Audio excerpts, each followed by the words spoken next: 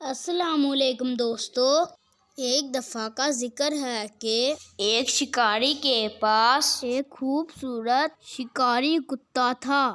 شکاری کتا اپنے مالک کا بہت وفادار تھا۔ شکاری کو بھی کتے سے کافی لگاؤ تھا اور ہمیشہ اسے اپنے پاس رکھتا تھا۔ شکاری کا ایک ہی بیٹا تھا، وہ بھی کتے کے ساتھ کھیلتا تھا اور اس کا خیال رکھتا تھا۔ ایک دن شکاری شکار کے لیے گھر سے نکلا، لیکن کتے کو اپنے ساتھ لانا بھول گیا۔ شکاری نے فوراً گھر اور کتے کو ساتھ لانے کا فیصلہ کر لیا۔ جب وہ گھر میں داخل ہوا تو اس نے اپنے شکاری کتے کو خون میں لت پت پایا۔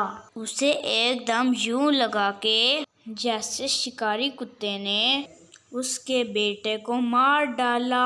اس آدمی نے فوراً گن نکالی اور کتے کو مار ڈالا۔ پھر وہ تیزی سے گھر میں داخل ہوا۔ گھر میں بھی اسے خون کے نشانات نظر آئے اور سامنے ہی اپنے بیٹے کو پایا۔ اس کے بیٹے نے بتایا کہ گھر میں ایک بھیڑیا گھس آیا تھا۔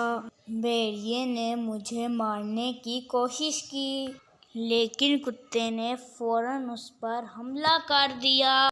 حملہ کر کے اس کے ٹکڑے ٹکڑے کر دیا۔ شکاری وفادار جانور کو جلد بازی میں مارنے پر رونے لگا اور اس نے خیال کیا کہ کاش وہ جلد بازی سے کام نہ لیتا۔ پیارے دوستو، اس کہانی سے ہمیں یہ پتہ چلا ہے کہ کسی بھی کام میں جلد بازی نہ کی جائے۔